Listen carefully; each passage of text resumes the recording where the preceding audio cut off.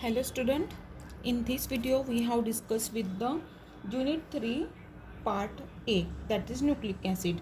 In before videos we have completed part B of this unit. Okay, so now in this video we have dealing with the topic that is nucleic acid part A.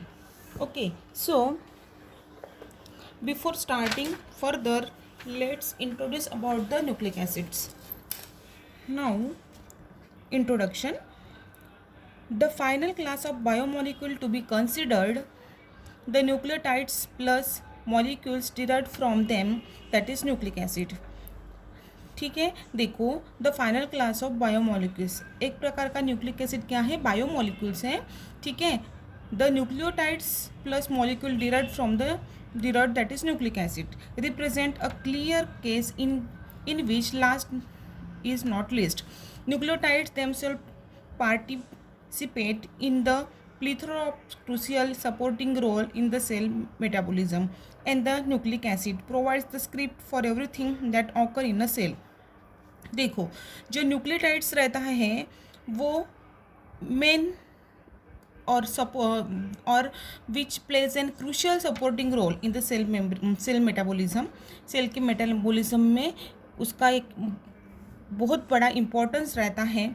ठीक है, और वो क्या करता है, एक प्रकार का and the nucleic acid provides the script for the everything that occurs in a cell, which provide the scripts means all the phenomenon which has been carried out in a cell with the help of the nucleic acids. Okay, so यहाँ पे ये introductory parts दिया है.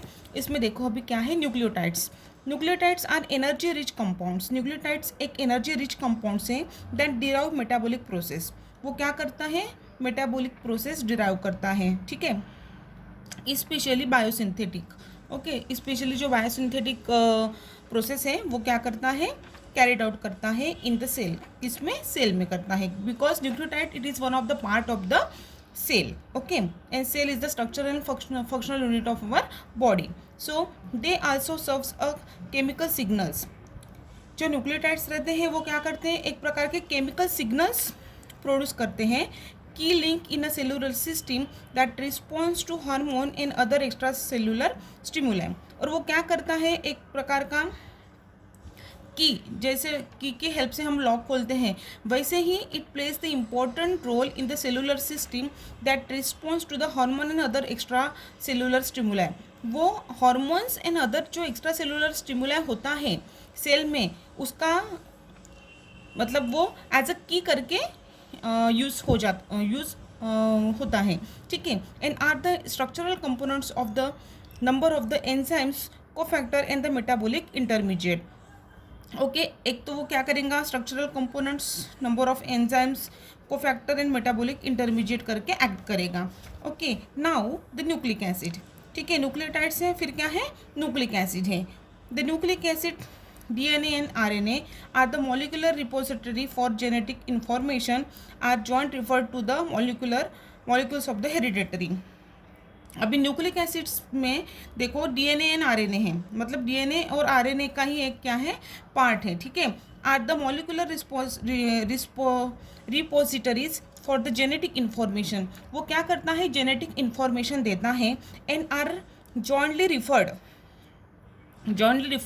To as the molecule of the hereditary. मतलब DNA का sequence कैसा है, RNA का सीक्वेंस कैसा है, on the basis of that our genetic characters has been developed, and the structure of the every protein and the ultimately of every cell constituent is a product of information programmed into the nucleotide sequence of the cell in the nucleic acid. देखो जो structural protein है, structure of every protein, हर एक protein का जो structure है, and ultimately all the cell constituent जो है is a product of information programmed in the nucleotides sequence of the nucleotide का sequence कैसा है. ठीक है, nucleic of a cells in nucleic acid, nucleic acid में न्यूक्लियोटाइड्स का सीक्वेंस कैसा है उसके ऊपर डिपेंड करता है. और all this information, that is the discoveries about the nucleic acid and the nucleotides are given by the scientist Lehinger, Nelson and the Cox in 1993। ये 1993 में इसकी इंफॉर्मेशन दी है। So this is all about the introductory part of the nucleotides and the nucleic acids. Thank you.